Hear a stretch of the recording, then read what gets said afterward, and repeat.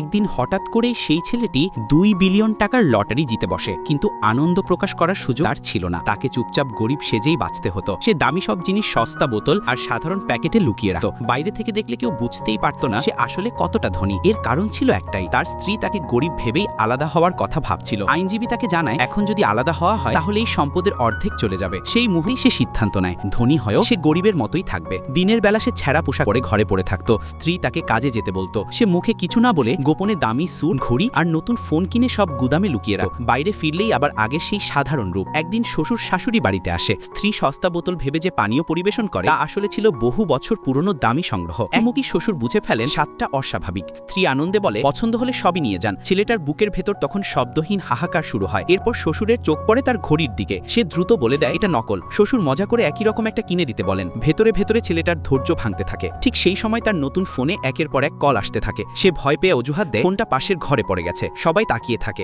ধীরে ধীরে সন্দেহ ঘনিয়ে আসে। সময় গড়াতেই তার স্ত্রীর সঙ্গে এক পুরনো শত্রুর যোগাযোগ বাড়তে থাকে, যে এখন একটি বড় সুপার মার্কেটের মালিক। সব দেখেও সে চুপ থাকে। মনে মনে শুধু একটাই কথা ভাবে, এখনই আলাদা হওয়া উচিত হয়নি। রাগ আর হতাশায় একদিন সে ভুল জায়গায় প্রতিক্রিয়া দেখিয়ে ফেলে। পরে বুঝতে পারে পরিস্থিতি আরো জটিল হয়ে গেছে। তবু ভেঙে না পড়ে সে দিনের বেলা সেই সুপার মার্কেটেই চাকরি নেয় আর রাতে নিজের গোপন বিলাসী অভ্যাসে ফিরে যায়। তার দুই বন্ধু ছিল, একজন সাধারণ কাজ করত, অন্যজন কাজ খুঁজছিল। ছেলেটি ভাবে একা ধনী হয়ে লাভ নেই। সে দুজনের জীবন বদলে দেওয়ার পরিকল্পনা করে। এক বন্ধুকে বিজ্ঞাপনের অজুহাতে বড় অঙ্কের টাকা পৌঁছে দেয়। অন্যজনকে জানায় দূর সম্পর্কের এক আত্মীয়ের কাছ থেকে বড় অঙ্কের উত্তরাধিকার এসেছে। দুজন বন্ধু রাতারাতি জীবন বদলে ফেলে। দামি গাড়ি, পার্টি, উচ্ছ্বাস সব শুরু হয়ে যায়। ছেলেটি তাদের সাবধান করতে গেলে তারা উল্টো সন্দেহ করে সে ঈর্ষা করছে। রাগ আর অপমান সহ্য করতে না পেরে সে সত্য বলে ফেলে, সেই এই সব টাকার উৎস। কিন্তু বন্ধুরা হাসতে হাসতে উড়িয়ে দেয় কথাটা। সেই মুহূর্তে সে ভেতর থেকে ভেঙে পড়ে। এরপর সে সিদ্ধান্ত নেয় এবার সব সত্য প্রকাশ করবে। সে বাড়িতে বিশেষ আয়োজন করে স্ত্রীকে সব জানায়, গুদামের দরজা খুলে দেয়। সব দেখে স্ত্রী প্রথমে স্তব্ধ হয়ে যায়, তারপর কেঁদে ফেলে। কিন্তু বিশ্বাস ভাঙার কষ্ট তাকে থামাতে পারে না। সে তবু আলাদা হওয়ার সিদ্ধান্তে অনড় থাকে। পরের দিন স্ত্রীর ফোনে বড় অঙ্কের অর্থ আসার বার্তা পৌঁছে যায়। কিছুক্ষণ পর কুরিয়ারে আসে আগে থেকেই প্রস্তুত কাগজপত্র। একই দিনে সুপার মার্কেট থেকেও খবর আসে সেই ব্যবসাটিও নাকি তার নামে তুলে দেওয়া হয়েছে। ছেলেটি তখন বিমানবন্দরে। সে শহর ছাড়তে চলে। ঠিক শেষ মুহূর্তে স্ত্রী দৌড়ে আসে। আবেগে ভাঙা কণ্ঠে সে বলে, গরিব অবস্থায় ভালোবাসার কথা বলা মানুষটা ধনী হয়েই কেন একা চলে যেতে চাইছে। এই কথাতেই ছেলেটার সবকিছু পরিষ্কার হয়ে যায়। দুজন তখন আর কোনো কথা না বলে একে অপরের কাছে এসে দাঁড়ায়। 1 বছর পর সেই ছেলেটি আর তার এক বন্ধু মিলে একসাথে নিজের ব্যবসা শুরু করে।